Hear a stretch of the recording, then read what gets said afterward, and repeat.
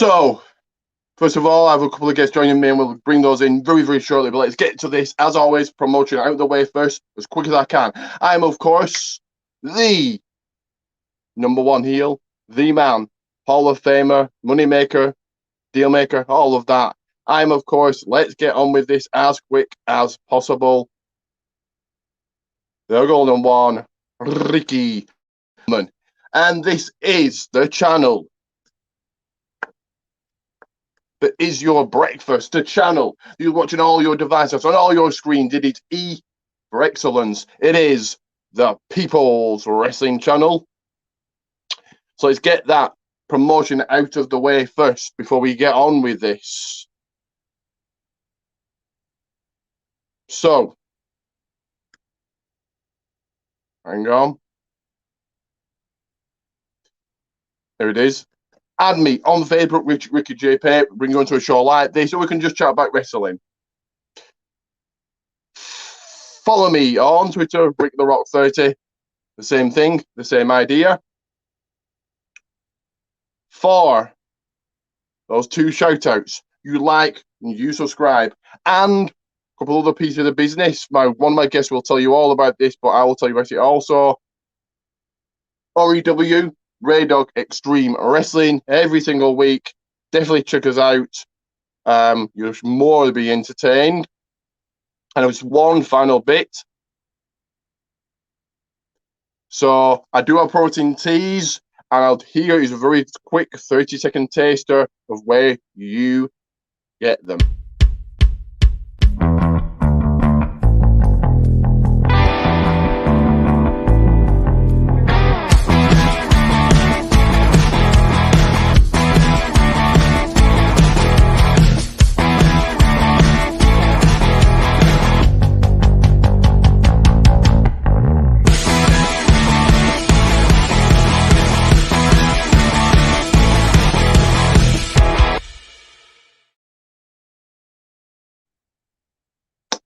That's right there. Protein Teas Gulman. So let's get on with this and bring my first guest in, joining me for the first time ever. I'm very happy he's doing this. And he is none other than the Simple Man, the man they call Noah Foster. How are you, Noah? How are you today? I'm doing very well. Cheers to you over there in England, as I am happy to be with you here from the States to join you for the first time ever on your platform to encourage positive activity and discussion in pro wrestling as we talk about AEW's Double or Nothing. Thanks for inviting me. Thank you. And my second guest. Okay. I was wondering what that was, Billy. He is Billy Ray Dog. And this is one of his t-shirts if you want to buy one. Head to Pro Wrestling Tees. So, Billy, how are you today? Good. Happy I found my rings. 2 Hall of Fame rings. Hall of Fame rings, WWE for an AEW thing. There you go. AEW don't got a Hall of Fame yet. They don't got a Hall of Fame yet, so gotta do what you gotta do. Okay.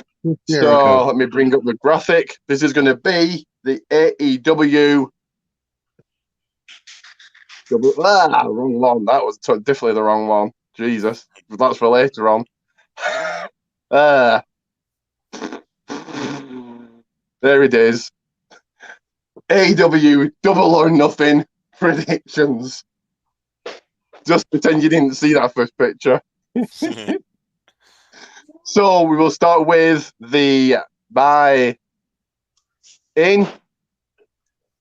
And the match will be so many pictures on here.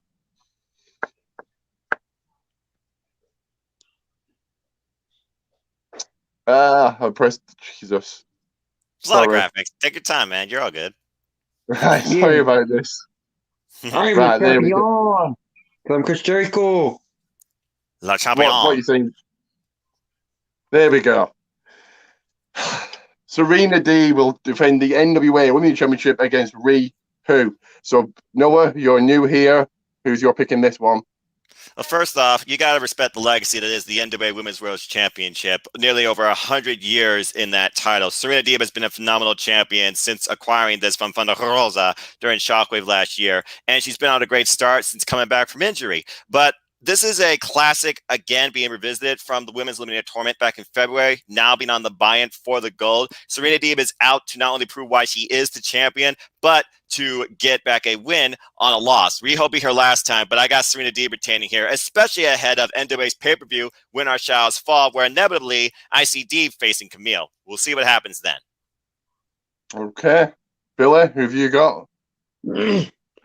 I'm going with the current champion because I don't see a new title change at all.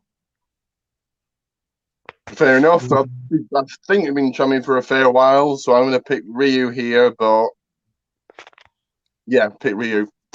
So this match, Casino Battle Royal, or should I say Jobber Royal? Everybody needs to have a Christian. Everybody needs to have a Christian. Ouch. So Billy, seeing as you seem to love this match, who's you pick to win? The winner gets a future AEW World Title shot. I'm going with Christian because Christian only signed with them so he can get that final world title shot that he's been wanting for years. So it's the way to get him to it. There you go. So exactly what I said. Noah, who's your pick?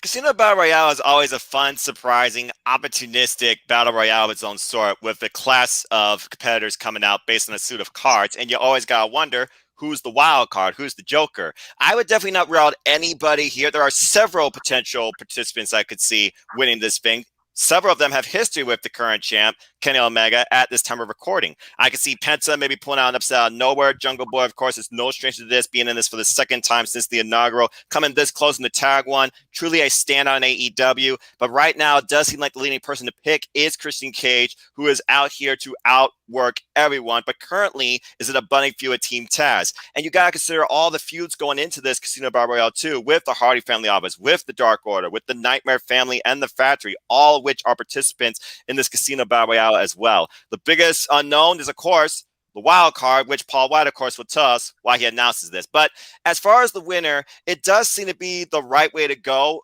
in the direction of choosing Christian Cage as the most logical pick based on that subtle teaser alone. And this is what he wants to do. He wants to literally outwork everyone. A Casino Battle Royale will prove that case. So my pick is Christian Cage. My pick's going to be Christian as well. And I'm going to ask you both, who do you think the mystery person or wild card is going to be? Daniel Bryan, Andrade, or none of them? It's so wild in this day and era of open professional wrestling, in my opinion, with Tony Khan's mind for booking. Those are two great names you brought up, and we know Andrade will be facing Omega at AAA for the Mega Championship at Triple Mania. Daniel Bryan, he currently is basically a free agent. We have no idea what his future ensues, and this idea of Impact invading and crossing over, one particular person who wants a piece of Omega and Sami Callihan, I wouldn't rule that out either. But also, Paul White is the guy that knows this and will announce this. You got to consider how many people Paul knows. So it's a who's who. But if I had to take a guess right now, I have to say, especially with a full crowd, one of the biggest surprises you can get is Daniel Bryan in this thing. So I am going to go with you and say that Daniel Bryan will surprise the world. Who have you got being a wild card? I'm going to say it's not Daniel Bryan because he's been talking with New Japan going there for a while. True. But I'm probably going to go with Sami Callihan because they've been doing a lot with TNA recently, and that could easily tie over to TNA's show. Impact, I've been TNA for years, but I get what you're saying. Yeah. I think it could be Daniel Bryan, but then I think WWE and New Japan are doing some sort of deal, so Rumor. Guess it's a wait and see till tomorrow, I guess. I can't wait. This is always one of those matches that, in one way or another, it intrigues me and leaves me surprised. So I can't wait to see what happens and how some of these rivalries continue to unfold. There's going to be a lot of combustible elements in this thing. Okay, thank you. And then next one, Brian Cage 1-on-1 against Hangman Adam Page. I'll take this first. This should be good.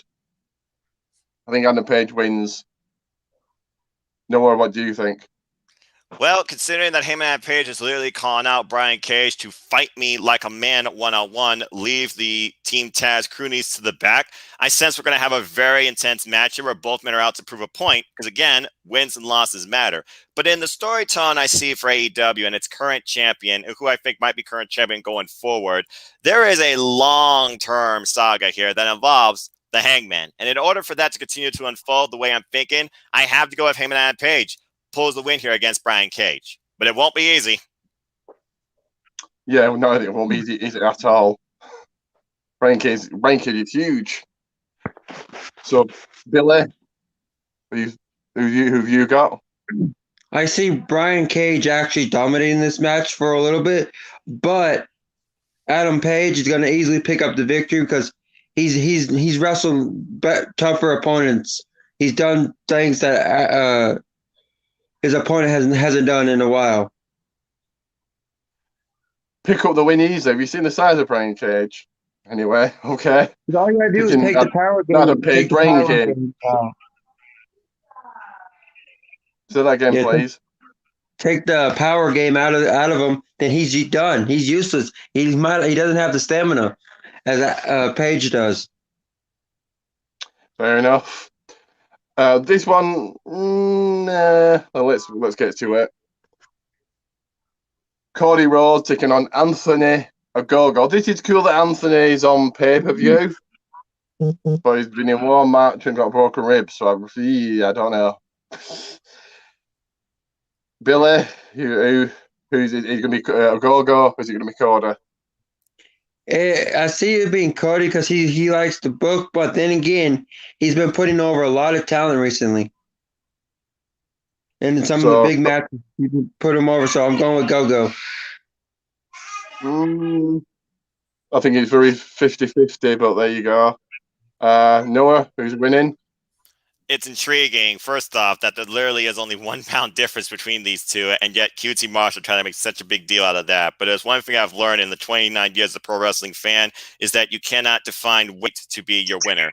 That being said, Ogogo is untested, and he's going up against the guy in AEW that really, if you want to be pushed forward, you got to go through him, and that's Cody. Cody, of course, who's coming out as the American Dream, adding further pressure on himself in this match, I feel like, but further compelling this story of really what feels like national pride at this point, which is still a battle of the families. Something in me still feels like Cody is going to get the win here, and this rivalry will continue, because an endgame I see is Dustin and Cody teaming up in some way or fashion against the Factory. But right now, for that to go forward in my booking, I have to say that Cody is going to win this. And he has more experience than Ogogo, who literally has had less than 3 minutes combined time in AEW and only one other match to my knowledge outside AEW in a tag team affair. This is going to be an interesting match between fighter and amateur wrestler in both. But right now, I have to think that Cody is going to go over. I didn't know about the American Dream thing, so that's interesting. Obviously going back to his father. So yeah, legend his father was anyway. Yeah, I'm going to say Cody. He should really be putting over other people. He's a booker. Billy, take some lessons anyway. Yeah, I think Cody wins. This should be good also, I think. Tag team action, this one, so this should be good. Sting and Darby Allin taking on Ethan Page and Scorpio Sky. I think Sting should have just been in one match at Revolution, and that should have been it. But that's me. I think Sting and Darby Allin, I think this is easy enough to predict. So, Noah, who have you got? Again, on this show, you have to have surprises and you have to expect unique outcomes because AEW, they love to do that. With that being said, this is Sting's first actual wrestling match in 6 years. And you got to consider him being the wild card here because you don't know what he's going to bring. Scorpio Sky and Ethan Page have been a phenomenal tag team since coming together, currently have an undefeated record. And when we talk about a match later, you got to consider these two teams in towards that title picture. But that being said, the winners definitely got to be considered. And when I look at these two teams and thinking about potential future as champions, I think about unique moments. I think about hot tags, but I think about what's that weird outcome that could happen here. Is this feud truly done after this, or does it somehow continue? I actually think somehow Ethan Page and Scorpio Sky are going to pick up the win, isolating Sting, and Darby Allin, unfortunately, is going to be the one that needs to fall, protecting Sting's character, but furthering this feud and keeping their undefeated record intact. I actually have Scorpio Sky and Ethan Page pulling out the win. Right, okay. Billy, who's winning? I'm going with Sting picking up the victory because why would he sign just to lose? He's trying to get his make Darby Allin a big name. If they keep on picking up wins together, it makes Darby Allin Darby Allin's picking up victory, give names to outside of AEW, people are going to start tuning in. Few things. Yeah, I think Darby Allin I think Sting has made Darby Allin a household name anyway. And will it be more tag team matches? Who knows? I mean, will Sting be in more tag team matches? But anyway, let's wait and see. This should be a good one. Nice, hard-hitting action. Miro versus Lance Archer for the TNT title. Billy, who's walking out champion, Miro or Archer? Miro's going to walk out champion because he's been on a great role that I've seen in his matches. He's been more athletic and more flexible since his release. He was a new attitude. I don't know. Only lately he's shown a new attitude. Other than that, he was a jobber. There you go. That's me. So Noah, who's walking out the champion? I love this title and what it's represented so far since coming as this AEW. Lance Archer claims this is his destiny, 1 year in the making, when people thought, honestly, he should have been the inaugural champion. But unfortunately, it's a tough spot right now because it's going to be a big house fight, but Miro just won this title. And in the legacy of the TNT Championship, there is longevity in their champions. I have to say that Miro goes over here. But again, this is going to be a really good fight. But I have Miro retaining. Definitely, they're going to try and destroy each other. Two big bulls fighting each other. I think I'm going to go with the rumors of Lance Archer winning. I think they want to do something big with him and Jake the Snake Roberts.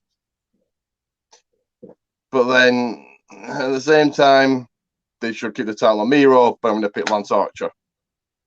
All right. This one, I don't get why it's happening, but it's the AEW for you. The Pinnacle versus the Inner Circle, Stadium Stampede. If the Inner Circle lose, they disband. Now, why is there a second match? It should have been blood and guts, and that should have been it. Right, I'll jerk off for a few months. Never happened. It was a mess. But anyway, so the Pinnacle. MJF pinning Jericho. Surely they don't have a third match. So I think the Pinnacle to win. Noah, who have you got winning?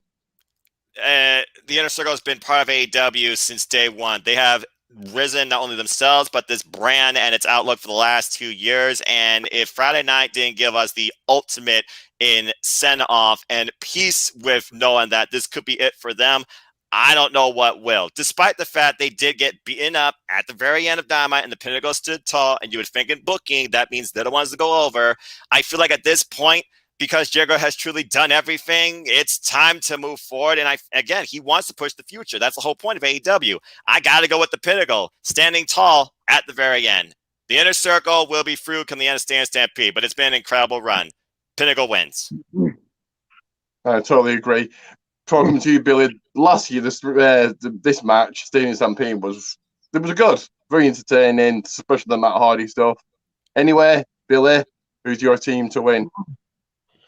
After doing a couple of reviews, I'm going with the Pinnacle because as the COVID stuff starts, restrictions start getting looser and looser. Chris Jericho can finally do his tour with his music group. So that's a way to send him off for a while. He can go do his music and then come back. And it gives a creative team to do stuff with the other wrestlers in the group. Give them something to do. Yes, and thank you for mentioning COVID getting less and less, because they're having a full attendance now. We'll be interested to see what they do with this match. What do you think they'll do?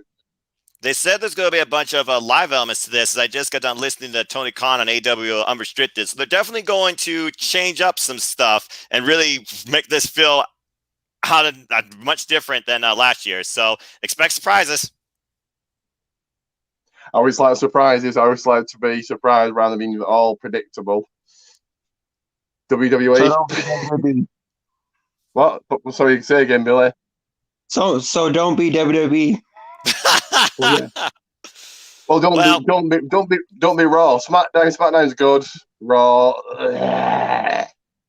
Yeah, Raw Anyway. needs help, but moving forward. They got help, Oh, and what's even the help? Marie. Even guess Marie that's won't save. Even Marie won't save ratings. Even The Rock won't save ratings. Anyway, Moving on. this should be a good one. The AW World Tag Team titles. The Young Bucks taking on Jon Moxley and Eddie Kingston. Yeah, should be good. So Noah, who have you got? Jon Moxley, again, to think he came in on the original Double or Nothing, and look at what he's done for AEW since, including rivaling with his drinking buddy that he's literally going after the tag with too. With that being said, these Young Bucks, they won the titles back in the Classic last year at Full Gear, but they become now about money and themselves like the old school days, thanks to Don Callis, to the point the rest of the tag division, heel and face, can't stand them. They've had a great run, but Jon Moxley and Eddie Kingston, they're out to prove a point, and they're out to get revenge. They already took their $1,000 shoes. They're going to take their titles too, and this will be great for Eddie Kingston, who has yet to get a mainstream title in such a long time. By the way, love the fact he represented LAX during that promo. But I honestly got new tag team champions here. The Bucks have had a great run. They basically beat in all the tag teams, including retiring SCU. And Kazarian, I can see him getting involved here if there is outside interference by the opposite side, because he's out to get revenge and prove a point too. I got Kingston and Moxley resetting the tag division as new tag team champions. Okay, that's interesting. I'll be quick. So, Moxley just lost the title. It's AEW, and some of the decisions they make are just why. So will they put the title on him? I think the Young Bucks retain. I think you get more of the Young Bucks retaining, the more further to go, and they've not held them that long either. So Young Bucks to retain. Billy, who's walking out with the gold. I see the Young Bucks retaining because, like you said, it's too soon for Jon Moxley to get a title here in AEW again, because he's still working with New Japan, and I don't know if he still has that title or not. And Yeah, he can do something with that. Go ahead.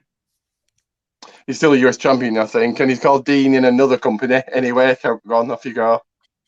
They can do storylines with that since they're partnered with New Japan for a little longer, but maybe not much longer. So he might have to go back over there and drop that title soon. So this is a way to send him off.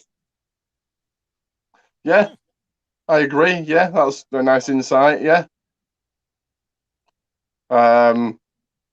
I think his wife's pregnant, isn't she? So yeah, she is. Go and start a family and go and look after his child, I would have thought. Anyway, the only two matches left, and I want to get your thoughts on the new title in a second. So, the AEW Women's World title, the only two women that actually impress me in AEW, the rest don't bother. Hikaru Shida versus Britt Baker. Well, take Conti's okay. Outside of her, they're just there. So, she'd have been champion for a year, and Britt Baker's really definitely earned this. So, I see new champion, Dr. Britt Baker. Billy, who's walking out with the title? Britt Baker's definitely taking over and winning this bout easily, because she's been dominant I've been not really focused on AEW a lot, but I've seen her pop up in everything. Greatest women's wrestler. I haven't heard nothing about the current champion, so I see her easily taking the belt from her because her momentum elsewhere can bring a boost to the ratings.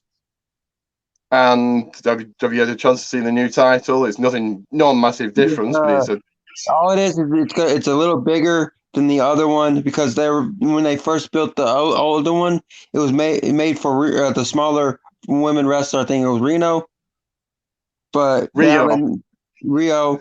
now they made it for a size for everyone, so it's not like it's gonna look small like Awesome Kong, but it's gonna look normal size to everyone.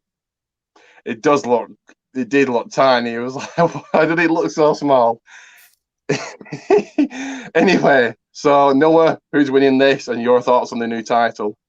I love the new title and the fact that they chose to do this after Hikaru Shida has elevated the women's division and its outlook and the original title to begin with. I feel it's a very fitting way to honor the current champ and move the women's division going forward. That being said, I appreciate a lot more of the women, of course, because I look at women's wrestling. I give everybody a chance, and they have great rising stars and great prospects across the board in AEW Dark Elevation. Kylan King, Jasmine Allure, Thunder Rosa, one of the best of all time. Tai Conchi, absolute star. Anna Jay, get well soon. So much potential. The list goes on and on. That being said, focusing on these two right now, this is really a trilogy. And this title match, though, is a year in the making. To think these two originally faced each other on a Dynamite way back in the genesis of this brand. And then they brought one of the best matches of the pandemic era in AEW. And truly, in my opinion, the best women's match to date in AEW at the time, where Britt Baker, of course, broke her nose. We saw what she can really do when she goes to that next level, and she became a top-tier seller on Pro Wrestling Tees.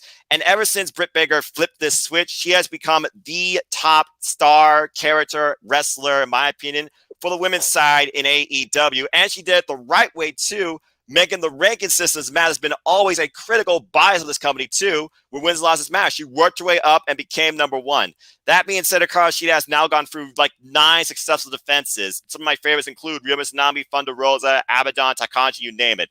But in my opinion, they have worked this long to raise the women's division. It's time for a new face, and I think it is time for a new era. I finally have, as she guarantees it, Dr. Britt Baker, DMD, becoming our new women's champion. And this is going to be an amazing match.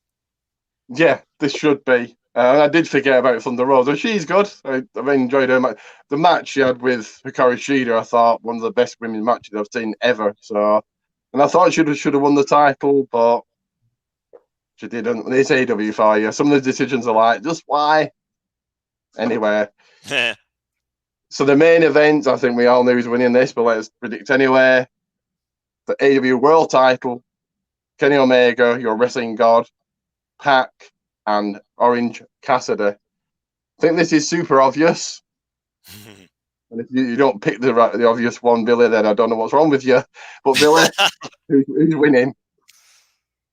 I'm going with your current champion, Kenny Omega, because only one that I see ready for the title is Orange Cassidy. But with the Pac in there, I'm seeing Pac, he's going to take the pin in this match. And because Pac has really not done much since he's been in AEW. He's basically been like, jobber. Pac's done well for himself. Not been shot to the moon, but done well for himself. I go with Billy saying Pac's going to take the fall. They're not taking the title for Omega. But I just hate triple threat matches in general. It's like another triple threat match. The third man has to be out the ring, and it just doesn't look right. Yeah. Unless they're done properly. Don't bother doing triple threat matches. But anyway, Noah, your final pick. As I agree with you on the sum about triple threat matches being sometimes there's 2 things you got to consider when a triple threat is booked. Who are you protecting and who are you trying to push forward? There's a reason why this was made a triple threat. And keep in mind, this is the first triple threat world championship match in the history of AEW. Let's see how they set the benchmark and make it different. With that being said, I clearly have Kenny Omega retaining, but the bigger story here is how much they are pushing forward freshly squeezed Orange Cassidy. It's absolutely amazing what this wrestler can do and what AEW has done with him too, and the way they've booked him. And Kenny Omega proved that with the promo that he gave and that go-home angle we saw just yesterday. With that being said, you don't look at this match for the result. You look at it for the story and what awaits going forward. Pac is going to bring a hell of a performance here against both these men, who, might I add, he owes single victories over both. Pac, of course, coming off that great Iron Man Classic in defeat, though, against Kenny Omega. And, of course, Orange Cassidy and Pac gave us one of our biggest standout matches at AEW Revolution last year, back in 2020. With that being said, you're looking at the result. It is going to be Kenny Omega, as he's got so much going for him right now. And again, long-term storytelling. I eventually see Omega versus the Hangman, where it all began, coming to an end, where Heyman, I think, will eventually become our new AEW World Champion. But for now, Kenny Omega is retaining, and this is going to be a unique match. I wonder if the Good Brothers or the Best Friends or Death Triangle are going to get involved in this too. Chaos might ensue. But let's see how this goes as far as presentation-wise. What you do with a triple threat AEW? Show us. Yeah, it should be different and should all round be a good show. But I'm going to say for their version of WrestleMania, none of the matches are like mega. But that's just me. Some other people may agree. Do you agree, Noah? I don't like to, use buzzwords or go off like ratings and journalism, compare and contrasts. I just enjoy wrestling when I feel wrestling is booked in a way to make me excited. From the go home to the countdown we're going to have tonight to the variety on this card in the talent and its star power, I think this is going to be a very enjoyable pay-per-view. Now, the way they want to market this, whether it's their super card, their WrestleMania, that's up to them. But I do think this will be one of the better wrestling pay-per-views I see top to bottom this year. And I watch a lot of wrestling, as you know. So I'm very looking forward to this. Billy, while you're on mute, what do you think?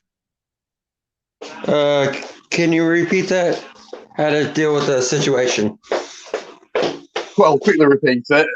This is meant to be AEW's version of WrestleMania. The card is okay, but nothing massive. What do you think? They could have easily done a lot more with this being their type of WrestleMania. They could have put the FTW title in line too to bring meaning to that title, but there's nothing meaning to it. Why is he holding that belt? Ask Taz. I'm still figuring that out. There's no gimmick belt. The gimmick belt, like $1 million title, doesn't really mean anything. And if you think that putting the FTR title on the card makes it a big card, then okay. No, and bigger, a few more bigger names. Bring some bigger people in, and do what they do with the casino thing. What about the women's? How about the women's? Do a women's casino style match. Would have been good to bring in all their women's stars, people that they've seen in a while. And like Awesome Kong, where's she been? Well, ever since the whole thing with Glow, I really don't know. And to be fair, the last time they did a women's Casino Battle Royale, and maybe they'll do it again. Maybe they'll keep the formula. It was All Out. Let's see if All Out they do it. Yeah, let's wait and see. So I'll let you promote yourselves and Noah. Hang on. Yeah. This damn screen. Hang on, Jesus. Ah, there we go. All right, go on. So promote yourself. Sure. This has been a lot of fun. And again, I hope everybody enjoyed this video. And Rick, Billy, I hope you enjoyed the pay-per-view. And all the best with RPW too. People, you want to know more about me? Know this. I'm just a simple man and a lifelong fan of wrestling. So feel free to interact with me on Twitter and Foster1916. Have some positive preview in your day. I'm on Instagram at Foster1916. And I have a Sybil YouTube channel also. Just look up Foster1916 or youtube.com/C/NoFoster210, where I do all sorts of things wrestling. Shout out to my ATW family on Twitter. We'll be doing a podcast special tonight on Double or Nothing as well, following the countdown. And as always, folks, I'd like to close. There are no winners. There are no losers. There are no bears. They're just fans with own opinions for this passion we all share. So at the end of the day, support one another and respect each other. And just enjoy life and enjoy wrestling. Simple as that. Okay, thank you. Off you go. Right, Billy. guys, as you saw earlier, Ricky had one of my t-shirts. If y'all want to pick up a couple of them, search Billy Ray Dog. Ray Dog is one word. You can get some great t-shirts and stuff. And don't forget to check out my YouTube channel for all the action of REW, Red Billy Dog F8. There's going to be a lot more action as me and Ricky take over and run this REW. Don't forget to check out my Twitter, Red Billy Dog F9. Okay.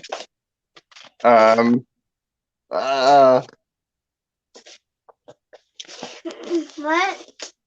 So yes, he mentioned his t-shirt. I'll give you another quick look.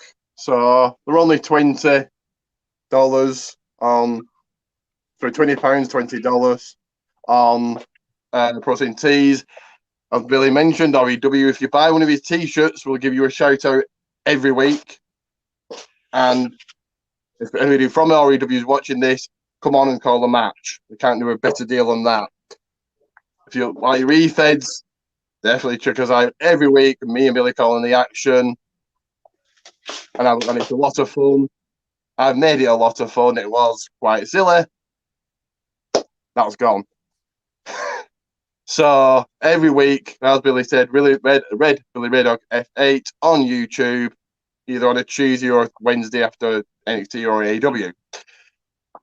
So thank you to you both guys joining me. I'll just take you both out quickly and finish up.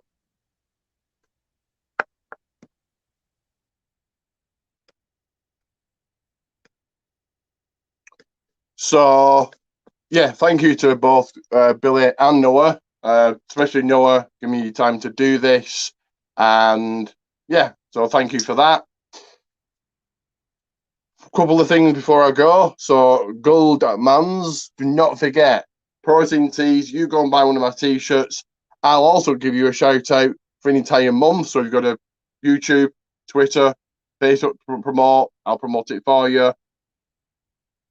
You can't do better than that or much more than that.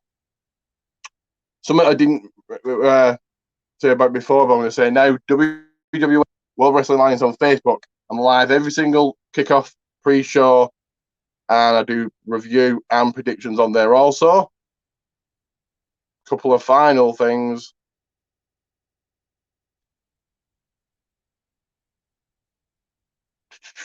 This, if no one wants to do it as well, more than welcome. AEW, WWE predictions, and then after a month, whoever got the most predictions is Battle of the Nations Championship. A lot of fun. I think it makes the pay-per-views a lot more interesting.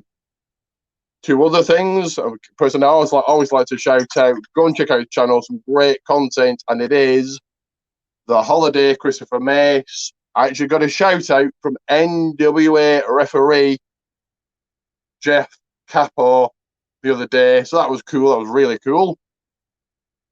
One final thing before I head off. REW, once again, Billy mentioned it, I'm mentioning it again every single week.